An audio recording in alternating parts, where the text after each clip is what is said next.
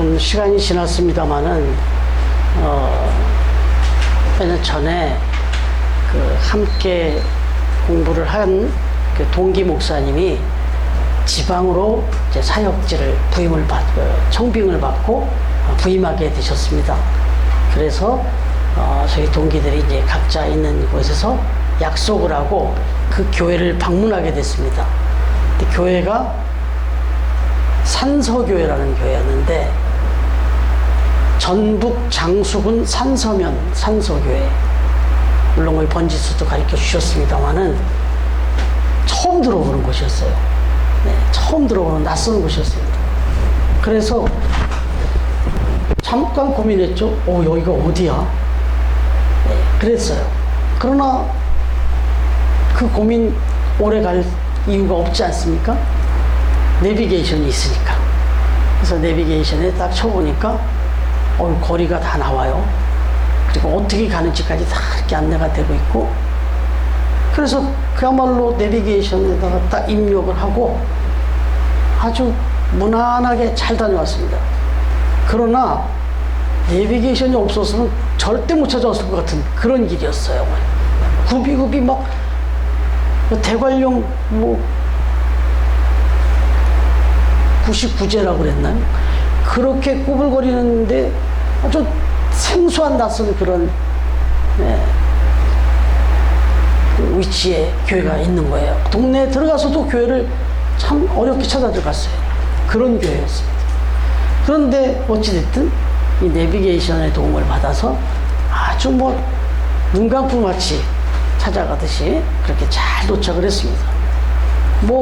그냥 단순히 길만 안내해 주던가요? 이게 몇 킬로가 되고, 그리고 또 도착 시간 어느 정도가 되고, 그리고 또 가면서 안전하라고 급커브길 안내가 나오고, 멘트가 나오고, 사고 다발 지역입니다라고 또 속도를 주시라고 나오고, 심지어는 그 동네의 과속 방지턱까지 안내를 해주는 거예요. 정말 너무너무 친절하게, 그리고 또 단속 카메라까지 안내해주고, 아무튼 너무너무 친절하게 안내를 받고 잘 다녀왔던 기억. 이건 지금은 이제 이게 너무 일상화돼갖고 감사한지도 모르고 지금 내비게이션을 사용하고 있는데, 여러분 오늘 말씀의 제목이 뭘까요? 한번 해볼까요? 시작. 예. 근데 마치 제가 이 말씀을 준비하면서 이 생각이 난 거예요. 도우시는 성령님, 그분이 어떻게 도우시는가 생각해 보니까 마치 우리의 인생을 우리가 처음 가는 거잖아요. 다 인생 처음 초행길 아니세요? 내 인생의 길인데 다 내가 처음 가는 길 아닙니까? 오늘도 똑같이 반복되고 있는 것 같아도 오늘 누구를 만나고 어떤 일이 생길지 모릅니다. 지금 우린 초행길을 가는 겁니다. 인생길은 계속해서 생방송이고 초행길로 가는 거잖아요. 그런데 오늘 말씀은 그 처음 가는 인생의 길, 그 처음 가는 그 인생의 길, 그리고 가장 중요한 목적지까지 안내하는 것을 누가 도와주신다고요? 성령님이. 그렇게 말씀을 하시는 겁니다. 오늘 말씀은 바로 그 얘기예요. 이 짧은 4절의 말씀이었는데, 성령님께서 우리 인생의 길을 도와주신다는 겁니다. 가는 길을. 그런데 오늘 말씀을 보니까, 그럼 어떻게 도와주느냐? 어떻게 도와주느냐가 나와 있어요. 여러 가지로 말씀드릴 수 있습니다만 오늘 딱 2가지로 정리해서 말씀을 드려볼게요. 전해드릴게요. 성령님의 인도하심을 받는 건 어떻게 인도함을 받는 건가? 또 우리는 성령님의 인도하심을 받으면서 어떻게 살아갈 수 있는가? 이걸 우리가 이제 오늘 말씀에서 깨닫게 되는데, 다시 한번 읽겠습니다. 26절, 27절 같이 시작. 이와 같이 성령도 우리의 연약함을 도우시나니 우리는 마땅히 기도할 바를 알지 못하나 오직 성령이 하실 수 없는 탄식으로 우리를 위하여 친히 간구하시느니라.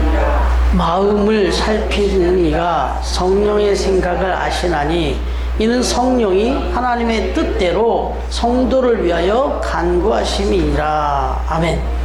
먼저 성령 하나님을 통해서 우리에게 뭐라고 말씀하냐면 너희들은 길을 모른다. 너희들은 너희들의 인생의 길을 잘 모른다. 그만큼 너희는 좀 연약하다. 또 무지하다. 이렇게 말씀을 하세요. 그러니까 이 부분에 대해서 무슨 소리야? 난 연약하지 않아. 난 얼마든지 난 잘 알아.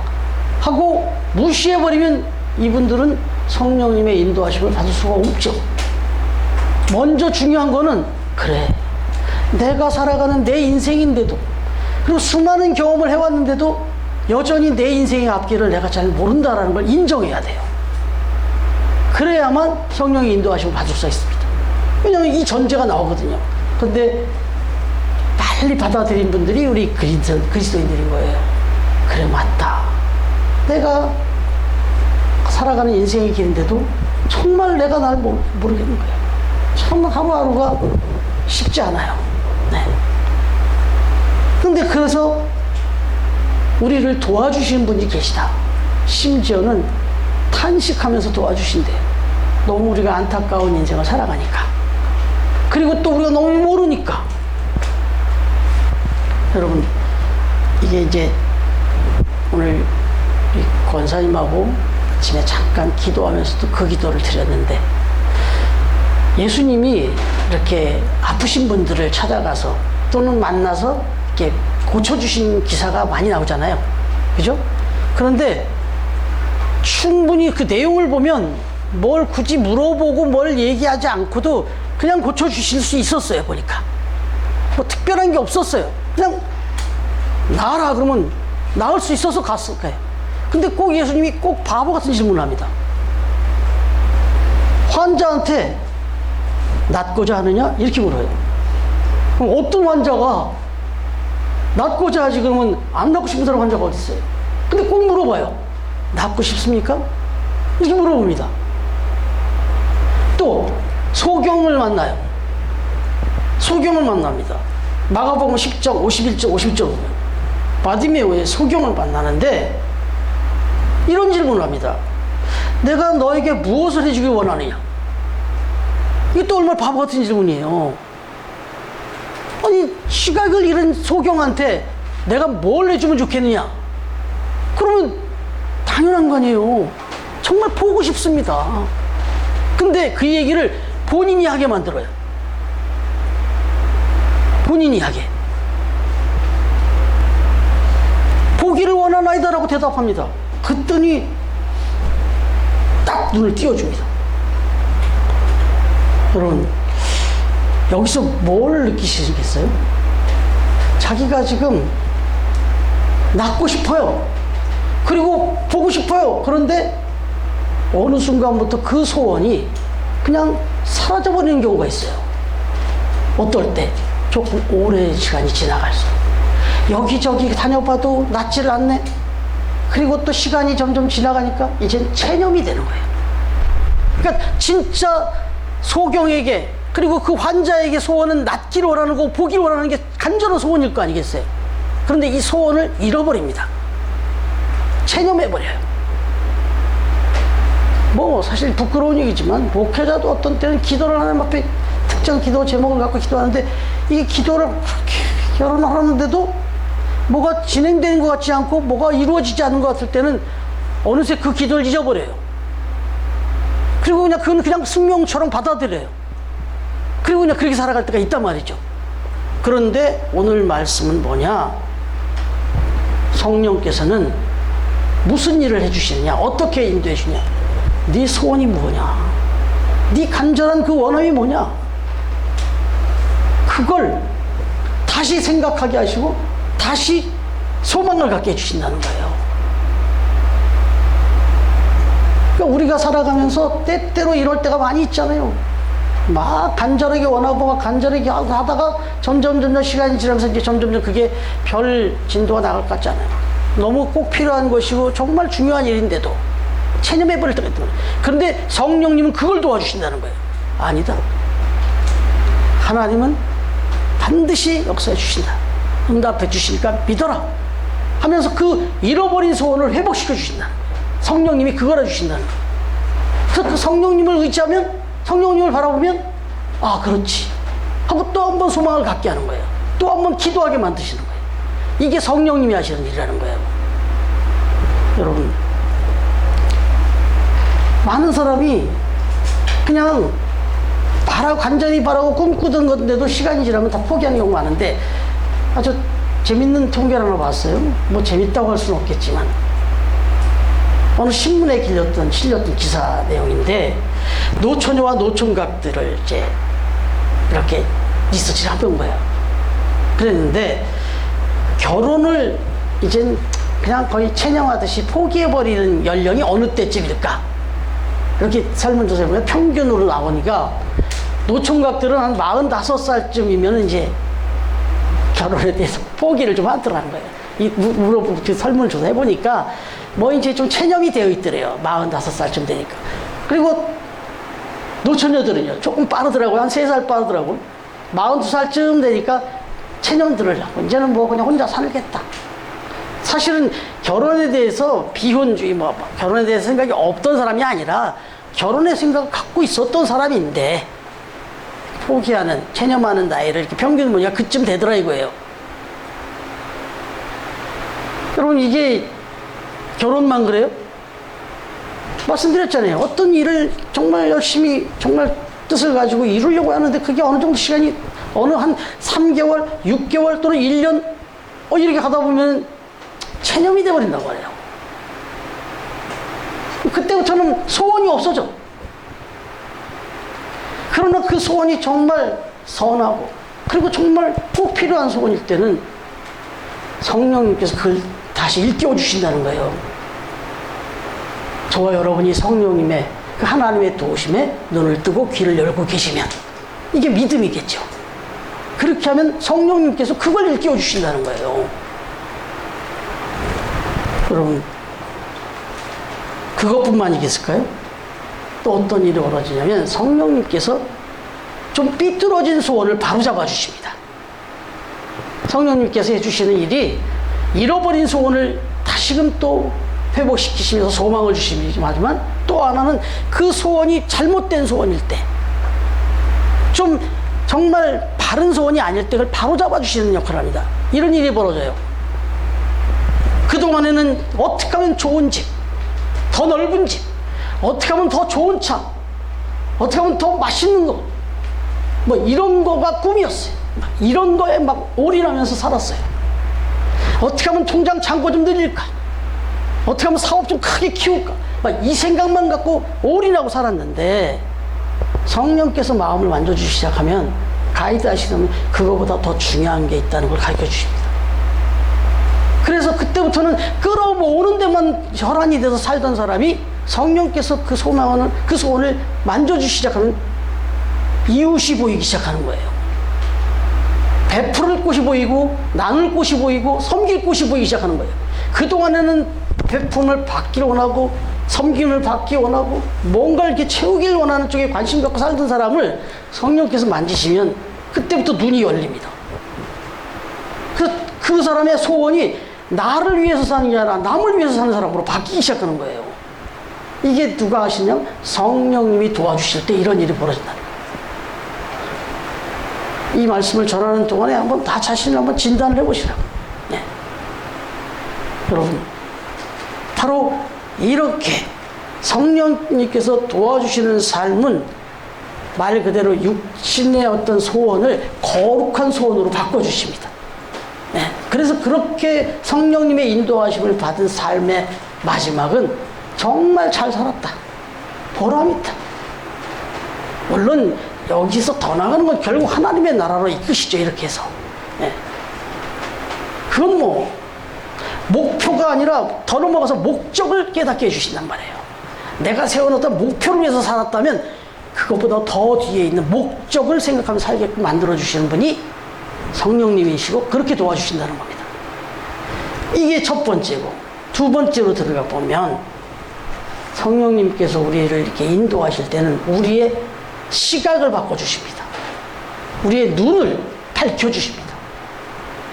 패러다임이라고 그러죠. 패러다임, 관점, 어떤 가치관, 시각, 이거죠. 우리의 삶의 주변에서 벌어지는 모든 일이 다 좋게 보이게 만들어요. 긍정적으로 보이게 만듭니다.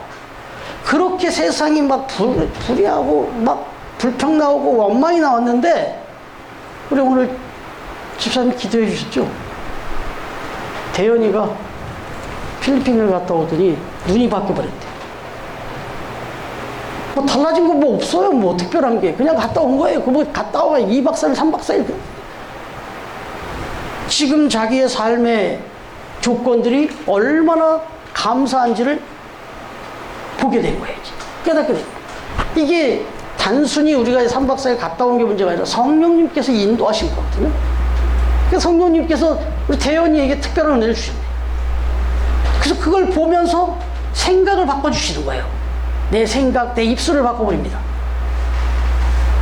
그걸 거꾸로 보는 사람도 있어서, 저 뭐 분당의 큰 교회에 그 단기 선교팀들 막 학생들, 청년들 데리고 갔다가 막 그런 선교지를 막 이렇게 일정을 자꾸 돌리니까 그 다음에 거길 또 가자 그랬더니 상당수가 안 간다고 하더래요. 그런 경우도 있어요. 네, 그런 경우도, 아우, 나 그런 거 듣도 못 보겠어. 이럴 수도 있어요. 이건 또 좀 역기능일 수도 있긴 하지만, 중요한 건 성령님께서 계속 그렇게 이끌어 가십니다. 여기 말씀 한번 28절 다시 한번 읽어볼까요? 시작. 우리가 알거니와 하나님을 사랑하는 자, 곧 그의 뜻대로 부르심을 입은 자들에게는 모든 것이 합력하여 선을 이루느니라. 아멘. 뭔가 이룬다고 하니까 이제 결과 같잖아요. 결과. 그죠? 하나님의 뜻대로 부르심을 입은 사람들은 모든 것이 합력해서 선을 이룬다. 그러니까 하나님의 부르심을 받고 성령의 인도하심을 받은 사람들은 모이면 항상 좋은 결과를 다 내더라. 이런 얘기가 되잖아요. 그런데 사실은 어떻게 맨날 좋은 결과가 나와요? 어떻게 맨날 좋은 결과만 나오냐고. 그래서 이 말씀은 조금 더 깊이 들어가 보면은 시각을 바꿔주신 거예요. 결과가 어떻게 나오든 그 결과를 바라보는 시각이 달라진 거예요. 하나님이 그걸 바꿔주는 거예요. 우리 눈과 이 마음을 바꿔주신 거예요. 그래서 어떤 상황이 되든 항상 그걸 선하게 봅니다. 긍정적으로 봅니다. 그렇게 불평도 많고 짜증도 많던 사람이 성령의 인도하심을 받기 시작하면 뭐 전부 좋대. 전부 좋다고 해요. 아, 정말 잘 되고 있대요. 정말. 제가 이 얘기를 들었는데 우리 박미 집사님이 그 말씀을 하세요. 뭐 어떤 사람 얘기를 하다가 보면은, 아, 참 이분이 참 이렇게 좋은 분이더라고 얘기하면, 목사님 옆에 좋은 분은 나쁜 분이 어디 있어요? 이런 얘기를 하시더라고. 그래서 그 얘기 딱 듣고 무슨 소린가 했어요. 생각해보니까 다 좋게 보는 거예요. 다 좋게 보게 되는 거예요. 그러니까 그걸 바꿔 말하면, 오늘 제가 이 말씀을 위해서 박미 집사님한테 말씀을 드리면 이래서 그러는 거예요. 이래서. 성령께서 계속 인도하시니까 그냥 옆 사람이 다 좋아 보이는 거예요. 어떤 일이 벌어져도, 아, 여기에 분명히 또 아주 정말 비참한 일이 벌어지고 아주 안 좋은 일이 벌어져도, 아, 여기엔 또 어떤 좋은 일이 있는 거야. 그럼 그렇지, 이건 또 더 좋은 일을 만들려고 하시는 거겠지. 이렇게 어떤 일이든 선하게 보게 되고 긍정적으로 보게 되더라 이거죠. 이게 성령의 인도하심을 받는 삶의 특징이다 이거죠. 그래서 성령의 인도하심을 받는 사람은 불평하거나 원망하거나 뭐 좌절하거나 이게 아니라 계속 긍정적이에요. 선하게 보고 긍정적으로. 이게 성령의 인도하심을 받는 사람들의, 성령에 충만하다는 사람들의 특징이다 이거죠. 여러분, 성도가 되어서 우리가 이렇게 살아가는 동안에 우리는 이제 믿음으로 이제 예수님도 믿고 하나님도 믿고 이렇게 믿음으로 사니까 좋은 일만 좀 많이 생겨야죠. 그런데 이게 믿음으로 사는 사람이나 믿지 않고 살아가는 사람이나 일상에 벌어지는 거는 똑같이 벌어지더란 말이에요. 네, 똑같이 벌어지더란 말이에요. 이미 요집사님이 계시지만, 아, 내가 이렇게 신앙을 회복하고 열심히 신앙생활하면서 이렇게 하려고 그러면 저쪽에 A 매장보다 내가 장사가 좀 더 잘 되잖아요. 좀 더 잘 돼야 되잖아요. 아니, 솔직하게 전 제가 또 그렇게 기도를 한단 말이에요. 우리 이 집사님 이렇게 얼마나 소중한 시간을 지금 내십니까? 그런데 이렇게 하고 가셨을 그날은 정말 더 대박이 나야 되지 않겠어요? 막 하나님한테 막 그런 기도를 하죠. 그런 기쁜 소식, 즐거운 마음. 이러지만, 그러나 또 때때로 하나님은 그렇게 뭐 인도하지 않으실 때가 또 있잖아요. 또 어떻게 또 예배도 잘 드리고 정말 다 했는데도 그날 오히려 더 마음이 좀 그럴 수도 있어요. 이런 일이 벌어요. 그런데 중요한 거는 이미 집사님이나 우리 성도들의 마음이 그 상황을 바라보는 눈이 달라지는 거예요. 그래도 감사하다.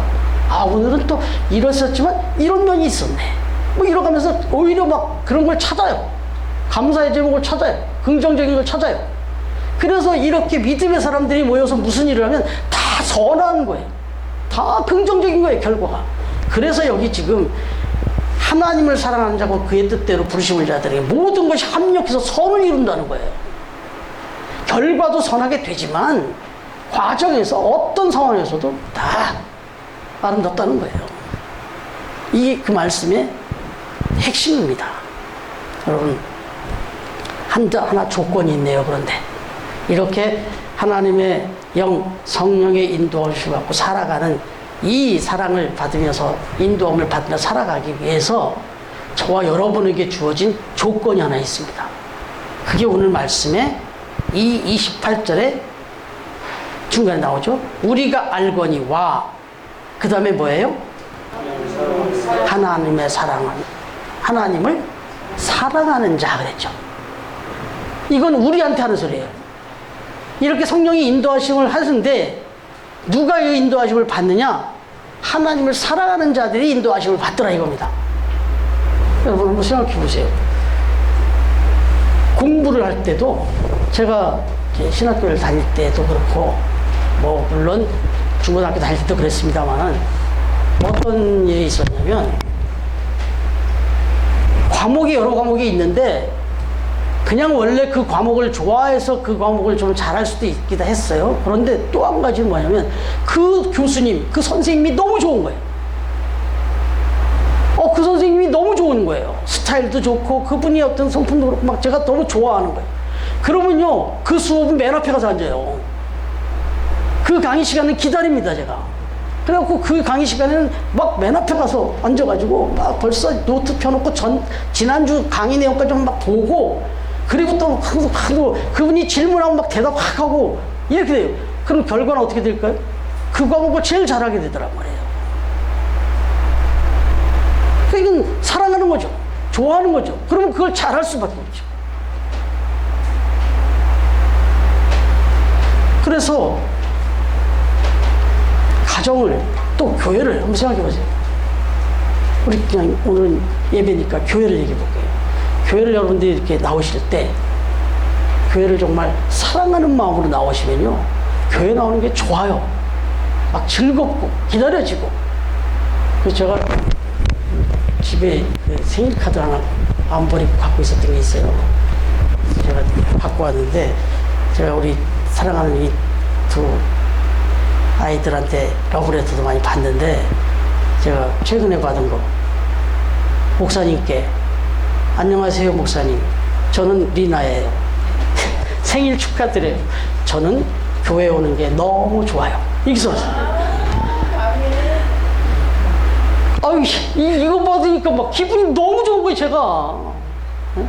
혹시 여기 지금 아이들이 재밌을 게 뭐 있어요? 지금 리나하고 예나가 재밌어요 근데? 좋아요? 지금 리나 얘기하는데 예나가 얼굴이 확 폈어요 지금. 예나도 그 얘기 했거든요. 자기 교회 좋아한다고. 교회 오는 거 재밌다고. 여러분 그렇습니다. 이거 뭐 사랑하는 겁니다. 하나님을 사랑하는 마음을 갖기 시작하면 하나님의 영으로 말씀하시는데 우리가 어떻게 그 말을 안 들어요? 그러면 지금 말씀하신 잃어버린 소원도 혹시 여러분들 마음속에 가지고 있다가 그냥 체념을 버린 그 소원 하나님이 물으세요. 무엇을 원하느냐? 어떻게 해주기를 원하느냐? 물으실 거예요. 말씀하세요. 하나님 그거 다 알고 계시는데 스스로 체념하고 계신단 말이에요. 그럴까봐 성령님을 보내서 계속 생각나게 하시고 그렇게 하시더라. 그리고 우리 눈을 바꿔주셔서 모든 일을 선하게 보게 하시고 항상 감사하게 하시고 긍정적이게 하시고 그래서 결국 마침내 또 손을 이루게 하시고 이런 일들을 진행하는데 우리의 눈과 귀와 마음이 열리도록 먼저 우리가 해야 될 일이 사랑하는 일이다. 교회를 사랑하고 성도들을 사랑하고 가족들을 사랑하고 남편을 사랑하고 아내를 사랑하는 마음이 되면 막 빨리 가고 싶죠. 네, 빨리 들어가서 빨리 뭐 좀 해주고 싶고. 네. 아무튼 우리 사랑하는 처음 가족들 성령님의 도우심을 힘입고 이 인도하심을 얼마나 안타까우시면 탄식하면서 우리를 도와주고 싶어 하신다잖아요. 네. 그 인도를 받아서 정말 우리의 마음속에 소원, 특히 좀 더 거룩한 소원 이런 것들이 회복되고 또 영적으로는 긍정적인 눈, 믿음의 눈이 열리고 그리고 어떤 상황 속에서도 서로 사랑하면서 그 사랑하는 그 사랑의 힘으로 모든 일을 합력해서 선을 이루며 살아가는 이 복된 처음 가족들이 다 되어지기를 주님의 이름으로 축원합니다.